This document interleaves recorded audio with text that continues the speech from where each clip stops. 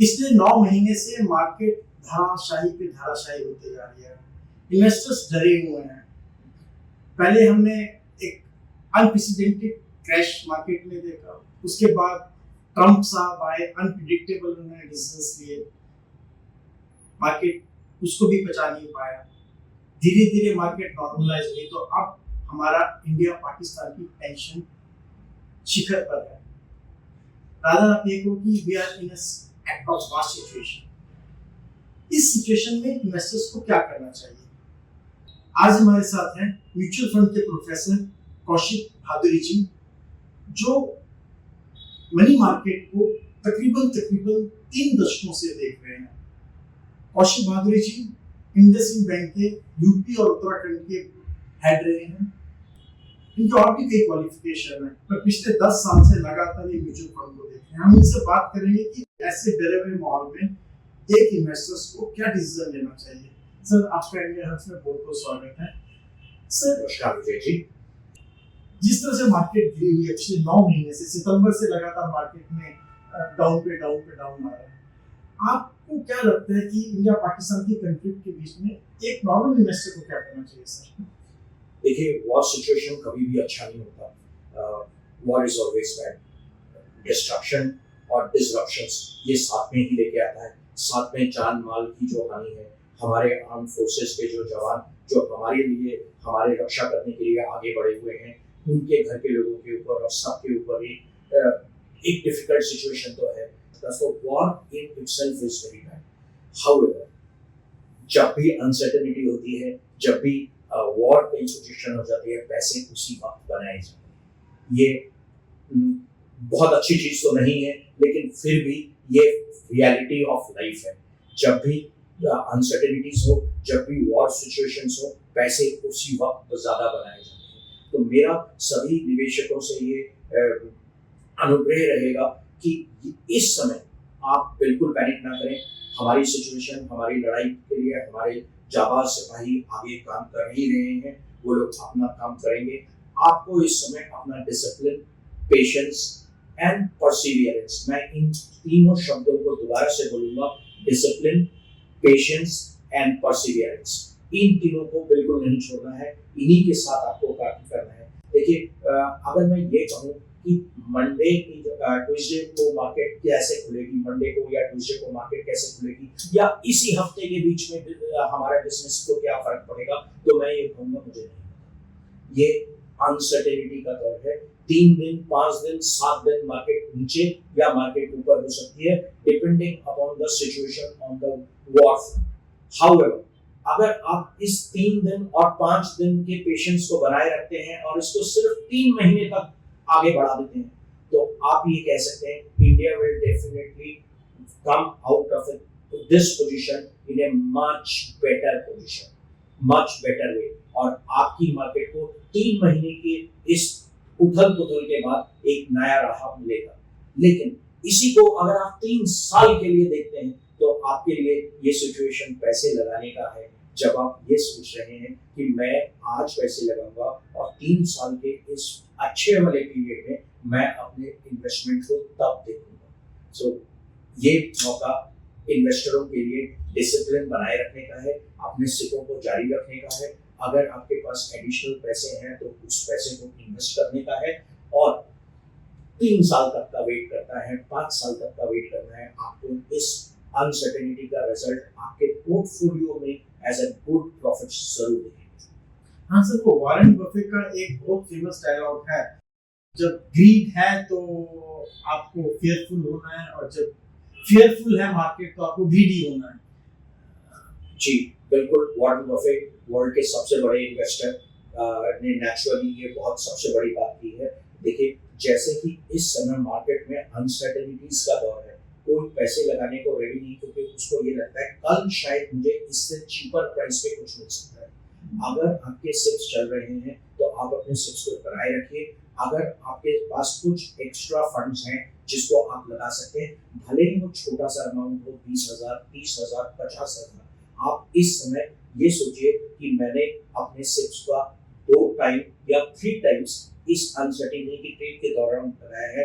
आप मुझे भरोसा रखिए, 3 साल बाद या 5 साल बाद जब आप अपने सिस्टम को देखेंगे तब आप ये देखेंगे कि मैंने बहुत अच्छे दिन इन्वेस्ट किया, और अगर मैंने उस दिन इन्वेस्ट नहीं किया होता तो मेरे पोर्टफोलियो का रिटर्न अच्छा जरूर है लेकिन बहुत अच्छे से मैं महरूम रह गया।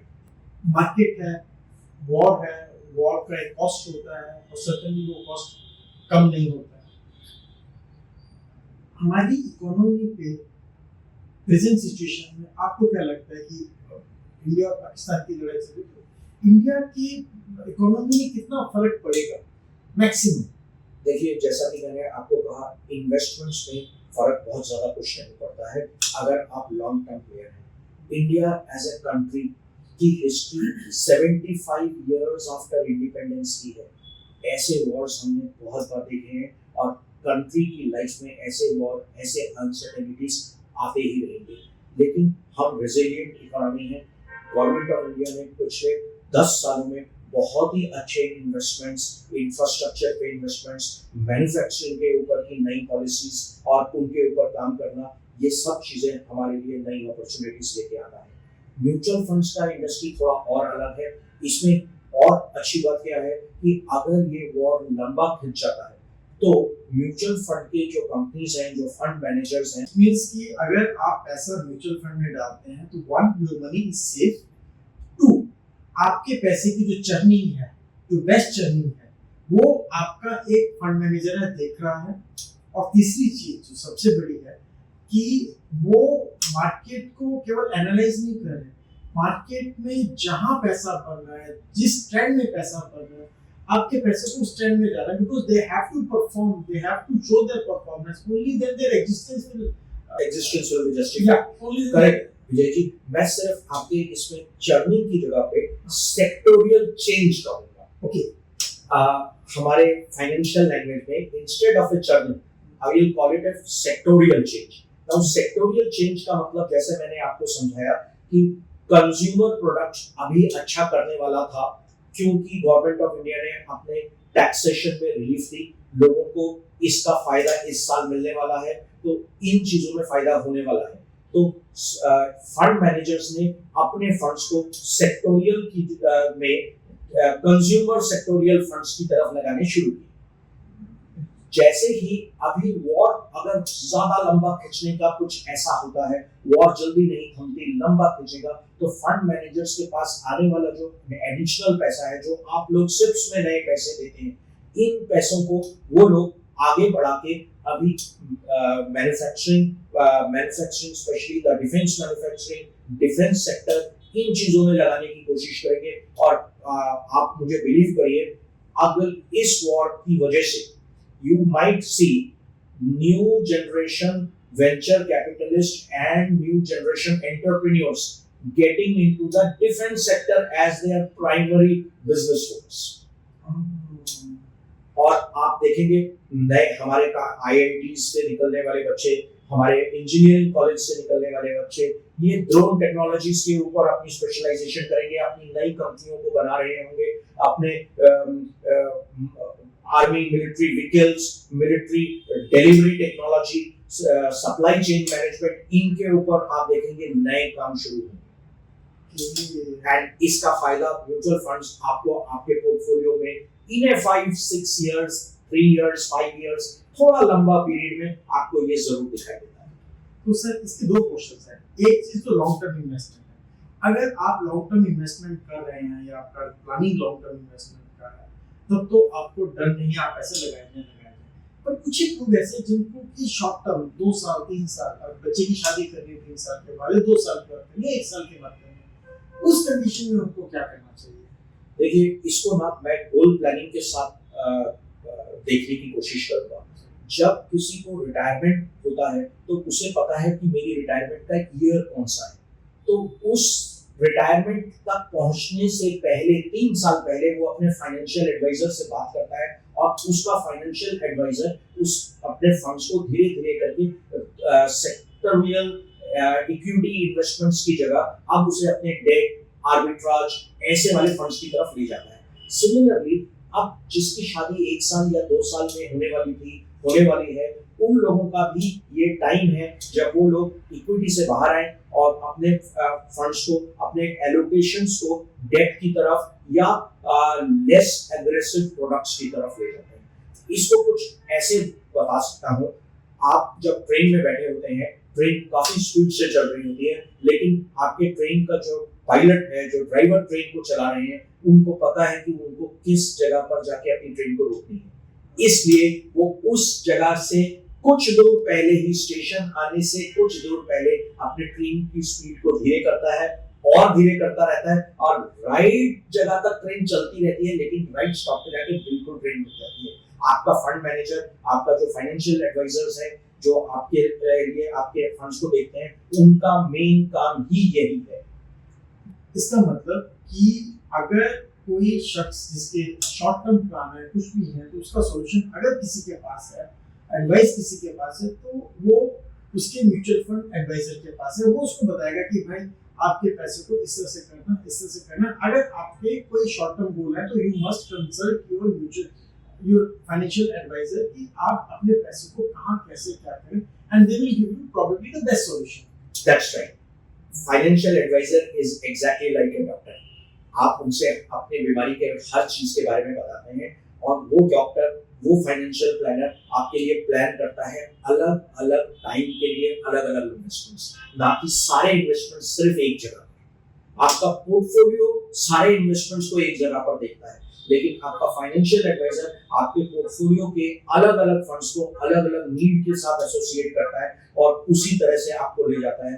अगर आपके घर में कोई शादी है तो सारे पोर्टफोलियो को नहीं तोड़ता, वो उसी पोर्टफोलियो को तोड़ता है जो कि marriage specific purpose with A timeline दिया गया है। ओह, इसी को डाइवर्सिफिकेशन ऑफ पोर्टफोलियो भी कह सकते हैं, इसको गोल प्लानिंग पोर्टफोलियो भी कह सकते हैं, कि आपके गोल के हिसाब से उसको पता है कि शादी होनी है, इतना खर्चा, तो कौन सा पोर्टफोलियो जिसको उसको ब्रेक करना है, ब्रेक करके उसमें लगाना है, या फिर आपके एजुकेशन का खर्चा, उसी हिसाब से वो सारे उसको प्लानिंग करता है। जी, इसको गोल प्लानिंग कहते हैं, और giving a name to every goal in your portfolio is important. हर पोर्टफोलियो का अपना समय होता है। आपकी रिटायरमेंट बहुत सालों बाद होने वाली है कंपेयर टू आपके बच्चे की शादी या आपके बच्चे की एजुकेशन, तो दोनों का प्रोडक्ट और दोनों का टाइम लाइन एक नहीं हो सकता। So you will have to sit with your financial advisor. आप उनके साथ बैठें, उनके साथ टाइम स्पेंड करिए। देखिए, पोर्टफोलियो आपका है, फाइनेंशियल एडवाइजर के से टाइम लेके उनसे बात करना और अपने पोर्टफोलियो को एक नेसेसरी करेक्टिव एक्शन सजेस्ट करवाना आपके फाइनेंशियल एडवाइजर का काम है, और उसके लिए उसको समय देना चाहिए। तो इसका मतलब ये जो वॉलेट सिचुएशन है, ये एक अपॉर्चुनिटी है एक नॉर्मल इन्वेस्टर के लिए जो लॉन्ग टर्म पैसे इन्वेस्ट करना चाहता है, कि वो कुछ पैसे ज़्यादा इन्वेस्ट करके लॉन्ग टर्म में अपने पोर्टफोलियो को, वेल्थ जनरेशन को और फर्दर स्ट्रेंथन करे, एनहांस करे रादर। करेक्ट। जिनका गोल इन्वेस्टमेंट का गोल दूर है, वो बिल्कुल ना घबराएं। जिनका इन्वेस्टमेंट का गोल बहुत पास आ चुका है, वो अपने फाइनेंशियल एडवाइजर से जरूर बात करें और let him take a necessary corrective action. चलो सर, आपके अपना समय दिया, बहुत बहुत धन्यवाद सर। विजय जी को नमस्कार, सभी श्रोताओं और सभी देखने वालों को मेरा नमस्कार।